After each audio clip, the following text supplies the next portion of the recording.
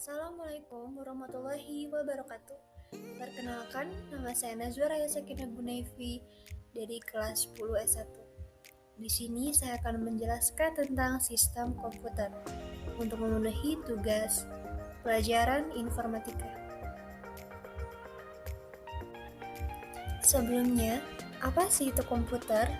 Secara umum, komputer adalah peralatan elektronik yang menerima masukan data dan memberikan hasil keluaran dalam bentuk informasi baik berupa gambar, teks, suara, maupun video.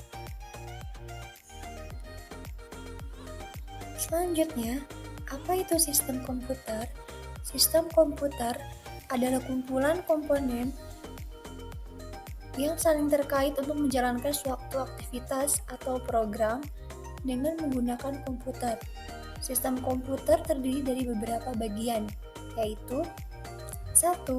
Perangkat keras hardware, yang kedua ada perangkat lunak software, yang ketiga ada pengguna.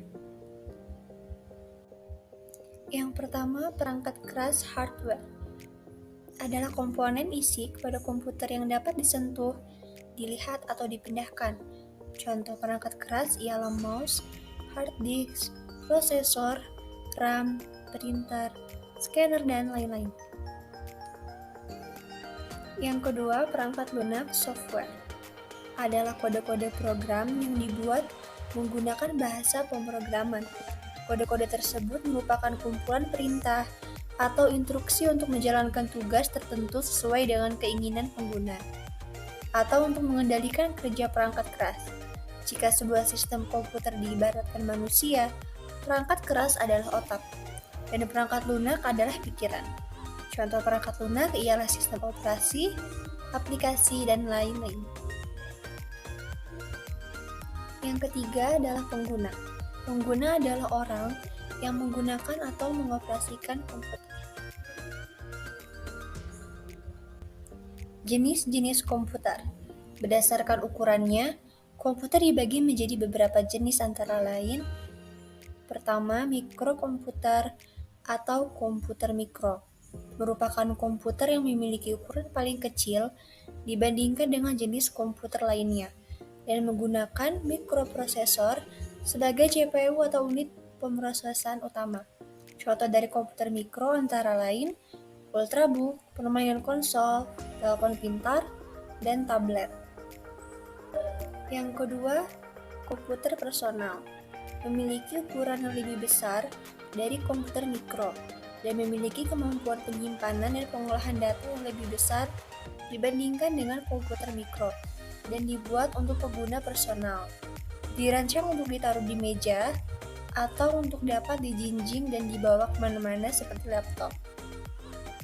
Yang ketiga, mini PC merupakan komputer peralihan dari komputer personal ke komputer mini yang dipakai di industri. Biasanya dipakai untuk industri kecil atau personal untuk keperluan profesional atau industri kecil.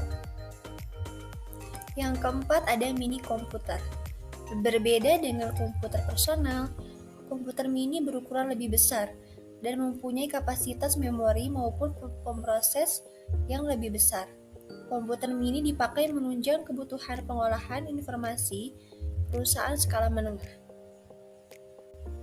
Yang kelima, komputer mainframe berukuran lebih besar dibandingkan dengan komputer dan biasanya digunakan oleh perusahaan-perusahaan besar sebagai server atau teladan. Yang terakhir ada superkomputer, memiliki ukuran yang paling besar dan memiliki kapasitas pengolahan data dan kinerja yang paling kuat. Superkomputer memiliki kemampuan untuk melakukan triliunan perintah atau instruksi per detik yang dapat dihitung dalam VLOPS, floating point operation per second. Interaksi manusia dan komputer. Yang pertama, berbasis Graph Visual User Interface. Yang kedua, antarmuka berbasis perintah. Yang ketiga, melalui suara atau audio. Yang keempat, melalui gambar atau video. Yang kelima, melalui berbagai piranti masukan lainnya. Kolaborasi dalam sistem komputer. Di sebuah sistem komputer, perangkat keras berkolaborasi dengan perangkat lunak, aplikasi atau piranti lain melalui sistem operasi.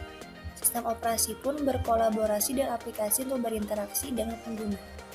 Kolaborasi itu menghasilkan sebuah sistem komputasi yang akan bermanfaat bagi pengguna. Yang terakhir ada sistem operasi, adalah perangkat lunak sistem yang mengelola perangkat keras komputer, sumber daya perangkat lunak, dan menyediakan layanan umum untuk program komputer. Sistem operasi berfungsi untuk mengendalikan, mengontrol, dan memberikan koneksi antara perangkat keras komputer.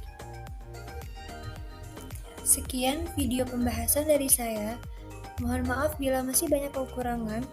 Wassalamualaikum warahmatullahi wabarakatuh.